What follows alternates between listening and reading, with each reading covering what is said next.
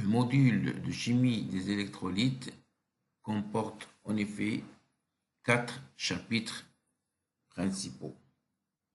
Alors, on commencera par le premier chapitre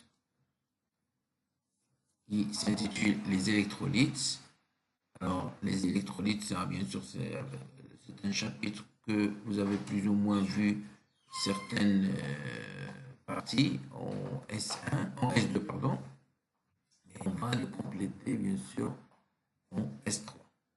Alors, le deuxième chapitre, c'est le chapitre de la conductivité des électrolytes. Alors, la conductivité des électrolytes, c'est un chapitre qui est étroitement lié au premier parce que les électrolytes en général, ce sont des milieux où il y a des ions et qui dit ion, il y a qui dit conductivité. On va essayer de mesurer la conductivité et étudier ces techniques et bien sûr ses applications. Le troisième chapitre concerne les équilibres aux électrodes. Bon, bien sûr, on va se baser sur les connaissances que vous avez plus ou moins vues en S2, en chapitre d'électrochimie, et on va les compléter au fur et à mesure en S3. Et le dernier chapitre, ça concerne l'influence des réactions chimiques sur les réactions d'oxydoréduction. Bien sûr, vous savez que les réactions d'oxydoréduction sont paramétrées par ce qu'on appelle le potentiel. Alors, ce potentiel, il varie en fonction des réactions chimiques, réactions d'acide-base, réactions de précipitation, réactions de complexation. Ce sont des réactions qui peuvent influencer sur les réactions d'oxydoréduction. Alors, on va commencer aujourd'hui par le premier chapitre. Alors, le premier chapitre, comme on a dit, c'est les électrolytes. Et on commencera par une définition. Donc, c'est une définition générale, mais on va essayer de la simplifier au fur et à mesure, enfin, le long de ce chapitre. Alors, qu'est-ce que c'est qu'un électrolyte? En fait, on appelle électrolyte, on a dit, tout composé pur où le passage du courant électrique s'accompagne d'une migration simultanée. C'est-à-dire, lorsque vous branchez un circuit électrique, il y a déplacement des ions. Bien sûr, on a toujours un déplacement.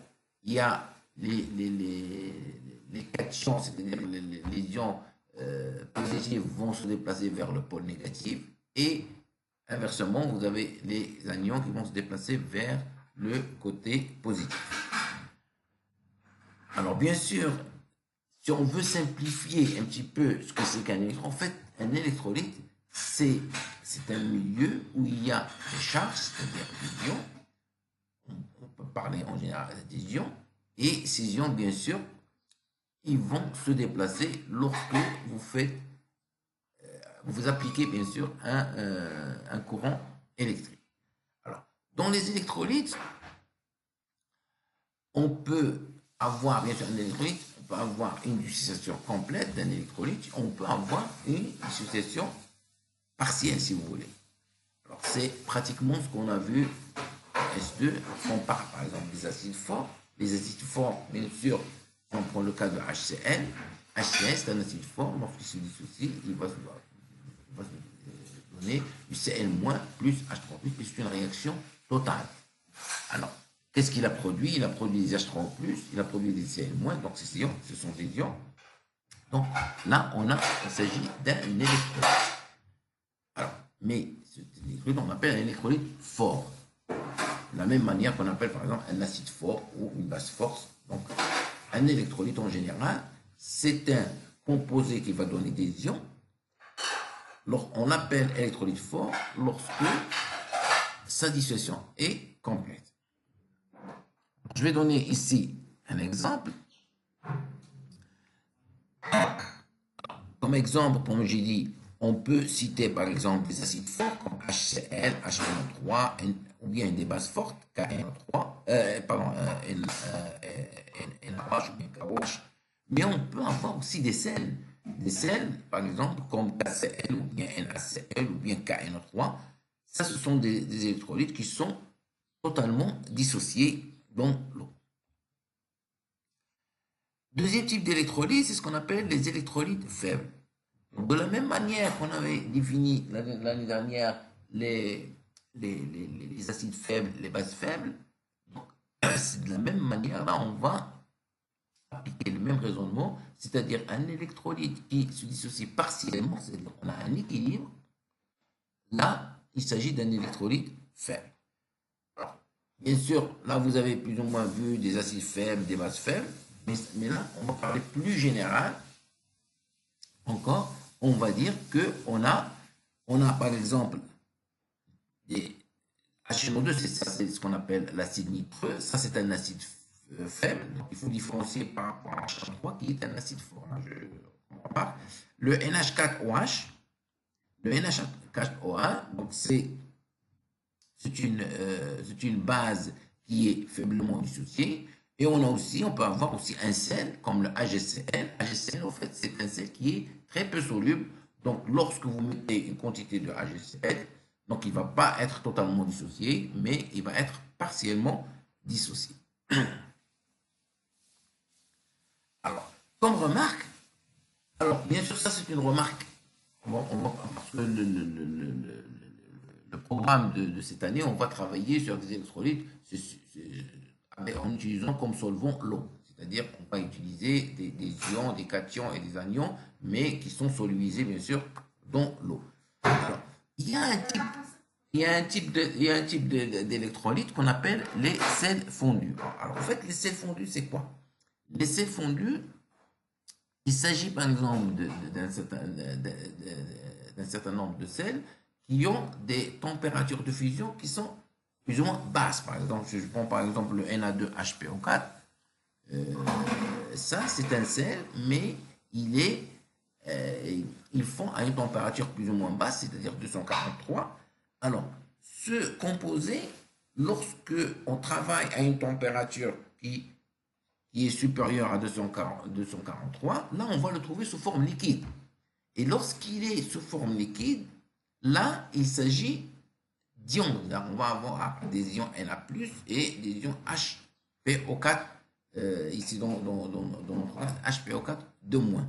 Alors là, il faut différencier ce cas par rapport à Na2HPO4 qu'on met par exemple directement dans l'eau. Alors dans l'eau, là, la solvatation, elle est faite par la présence des molécules d'eau. C'est-à-dire que ce sont les molécules d'eau qui vont essayer de casser la liaison entre le cation et l'anion, d'accord?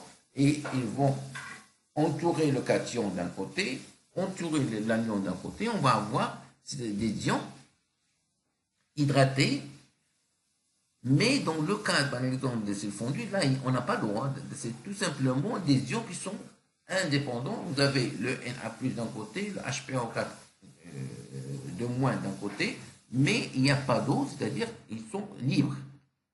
Et ça, c'est bien sûr, il y a un certain nombre d'applications, pourquoi j'ai cité cet exemple, parce qu'il y a un certain nombre d'applications, surtout en industrie. Donc on travaille maintenant avec ce qu'on appelle les sels fondus, c'est-à-dire c'est tout ça, tout à fait, c'est l'électrochimie qu'on a vu à 25 degrés jusqu'à maintenant, mais on l'utilise à des hautes températures. Alors un autre exemple, c'est ce qu'on appelle les électrolytes solides. Alors les électrolytes solides, il y a un certain nombre de sels où, par exemple, ils cristallisent. Vous avez votre réseau par exemple, de sels. Là, j'ai pris l'exemple de AGPR, mais on peut citer d'autres. Alors, ce sont des sels, mais qui conduisent le courant. Alors, comment est-ce qu'ils conduisent le courant? Là, vous avez des structures, une structure, donc bien sûr ça vous allez le voir bien sûr en cristallo, chimie minérale, vous avez une structure formée par Br-, et il y a des sites entre ces Br- où est logé le Ag+. Alors, normalement, si vous avez une structure qui est bien ficelée, là, on ne va pas avoir parce que normalement, pour avoir une conduction, il faut avoir un déplacement des ions.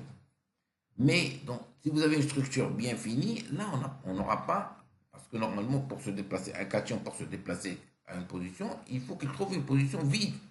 Parce que sinon, sinon, il va trouver une position qui est occupée. Donc, il ne faut pas prendre cette position. Mais ce qu'on a, c'est que parfois, on a ce qu'on appelle les défauts ponctuels. C'est-à-dire que vous avez une structure, et cette structure, elle n'est pas très homogène. Il y a parfois, à la place, par exemple, d'un cation, vous avez un vide. Ou à la place d'un ion, vous avez un vide, et ainsi de suite. Alors, lorsque vous branchez, par exemple, vous appliquez un courant, d'accord? Il y a un cation qui peut se déplacer dans une position où il y a un vide. Alors, lorsqu'il se déplace, il va laisser un trou. Et ainsi de suite. L'autre ion qui est juste à côté va prendre cet ion, et ainsi de suite. Et ce déplacement des cations, et aussi bien des anions, dans le sens inverse, produit ce qu'on appelle le déplacement d'un courant. Et on appelle ça, en fait, ce sont bien sûr, c'est des électrolytes.